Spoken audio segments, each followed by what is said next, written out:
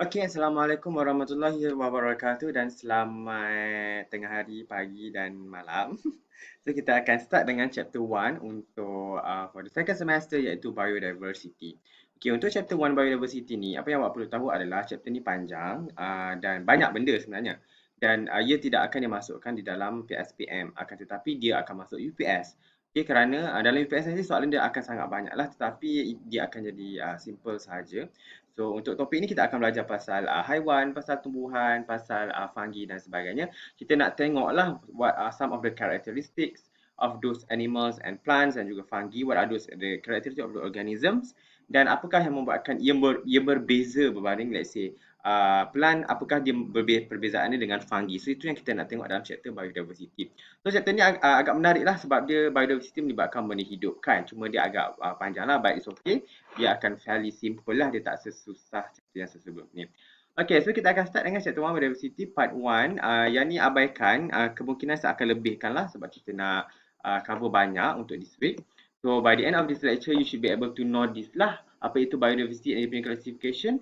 And kita nak tengok the domain ataupun the different organism melibatkan bacteria and archaea. Dan kita juga nak tengoklah the diversity of bacteria. Kita tahu lah bakteria ni kan banyak. So dalam how can we classify the bacteria into different kind of bacteria? And then itu adalah bakteria. Now kita nak tengok pula ataupun this one adalah prokaryotes. Now kita nak tengok pula the one yang eukaryotes, the one yang ada true nucleus. Kalau dalam bakteria dan archaea ni dia tidak ada true nucleus. Ke prokaryotes. Now kita nak tengok pula dalam eukarya, which is the one yang ada true nucleus, and apakah pembahagian the kingdom ataupun the domain, the kingdom di dalam domain eukarya. Contohnya kita ada protista ataupun protoctista. Kita nak tengok pula fungi, kulat-kulat, kita nak tengok plantae dan juga animalia. So I think kalau kalau maybe saya akan cover sampai protista ni lah ataupun sampai fungi sebab actually plantae dengan animalia ni sangat-sangat panjang. So tengoklah yang ni saya akan cover maybe sampai fungi lah untuk the first week. So now kita nak tengok the biodiversity and classification. You should be able to state the type of biodiversity. You tak perlu explain.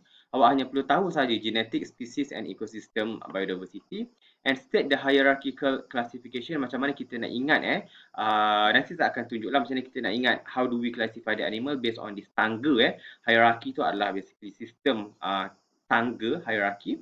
And then kita nak tengok pula how do we classify the systems based on sama ada 5 kingdom system which is kingdom bacteria, kingdom protista dan sebagainya, ataupun kita ada cara yang kedua iaitu kita classify this organism based on 3 domain systems which is the bacteria, archaea, and eukarya by Carl Woese. Tetapi awak kena faham di dalam 3 domain system ni akan ada the 5 kingdom. Dia sekalikanlah untuk the domain system. So kalau awak tengok the one yang datang dulu tu adalah this one, the 5 kingdom system by the Robert Whittaker 1999, followed by lepas tu barulah Carl Woese ni dia perasan actually ada perbezaan in term of this ribosomal DNA, the genetic of the ribosome menyebabkan dia pun classify based on the 3 domain system. So daripada situ kita akan tengoklah macam manakah dia classify. Okay, but you should know this lah, the type of biodiversity ada 3 iaitu the first one adalah genetic diversity and then the species diversity and then the ecosystem diversity. Apa itu genetic diversity? So basically adalah the genetic variability within a species.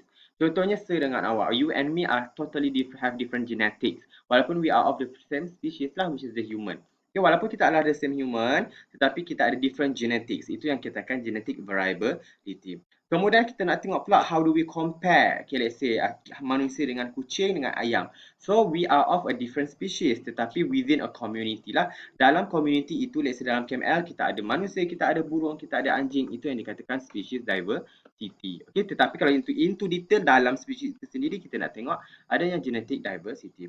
Now what would happen kalau let's say dalam ecosystem diversity di dalam labuan ini. So kita tengok pula di dalam labuan itu akan adalah satu ekosistem. Daripada situ akan adanya the distribution or the abundance of living organism and the interactions among them and the environment. Contohnya di labuan ini saya mandi laut and then dekat laut pula tiba-tiba ada obo-obo sangat. So adanya interactions lah di situ, adanya predation. Okay, whatever econ melibatkan ekosistem yang melibatkan interaction itu yang dikatakan ecosystem diversity. You should not be able, awak tak perlu pun tahu explain, awak hanya perlu tahu 3 ni saja. Genetic diversity, species diversity and the bigger one adalah ecosystem diversity. So ini yang kita katakan the genetic diversity, the combination of different genes found within a population of a single species. Contohnya dalam jagung ini akan ada zat, ini adalah spesies jagung tetapi awak boleh nampak adanya perbezaan. Adanya perbezaan genetik menyebabkan ia berbeza tetapi tidaklah the same jagung. This one anjing ni, bulldog ni nampak sama tetapi mereka ni ada different genes. And then kalau dalam species diversity pula, okay, di dalam satu tempat tu akan ada banyak lah. Ada bunga ini saja ada pelbagai-pelbagai jenis species. Sama juga di dalam ekosistem ini terdapatnya different animal, itu yang dikatakan variety of species in an organism bagi species diversity. And then ecosystem diversity pula lah, when we look at the bigger picture, contohnya ekosistem ini kita boleh nampak adanya sungai, adanya natural, the one yang memang naturally formed, adanya artificial, the one yang human buat. And then dekat natural tu pula ada pula the one yang terrestrial, ada pula yang aquatic, terrestrial tu tanah lah. Okay, the one yang di darat, ada yang di laut. So di situ adalah di air. So itu menunjukkan adanya variety of ecosystems and ecological processes dekat dalam ekosistem itu sendiri. Okay, now kita dah tengok lah what are the genetic diversity. Now kita nak tengok pula how do we actually classify the different organisms into the different species lah di dunia ini. Macam mana kita classify the different organism in the world. Ada caranya. Okay, kita akan hierarchy lah. Kita menggunakan hierarchical classification that is used to classify organism to the species level. This is known as taxonomic classification. Dan bila kita actually classify the animal, kita kena bagi nama. Okay, kita kena name dia, kita kena describe. Okay, itu yang kita katakan taxonomy, yang mana dia akan includes identification, classification and nomenclature. Tak apa, mari kita tengok lah. So how do we actually classify animal? Kita menggunakan this taxonomic group. Okay, kita akan start dengan domain. Di dalam domain itu kita tengok ada kingdom apa. Contohnya human. Kita adalah domain Eukarya. Okay, tetapi dalam kingdom mana? Kita adalah kingdom Animalia. Dan dalam kingdom Animalia tu ada pula phylum. Dalam phylum tu ada pula class, ada pula order, family, genus and eventually adalah species. Ini yang dikatakan the taxon, the level. Taxon tu maksudnya tangga. Taxon tu tangga ataupun level. Taxon is a group of organism at a particular level in a classification system. Ada 8 taxon yang we classify the animal.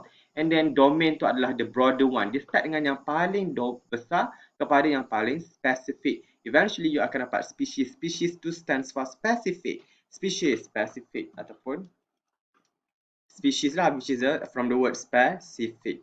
Okay, dia ambil specific ni kita buatkan perkataan species. So macam mana kita nak ingat, how do we actually macam mana kita nak ingat ni the hierarchical classification. Ini memang akan masuk UPS. Awak ingat this acronym, Dear King Philip came over from Great Spain. Domain, Dear King, kingdom, Philip, phylum, came, class, over, order, from, family, great, genus, Spain, species. Dear King Philip came over from Great Spain.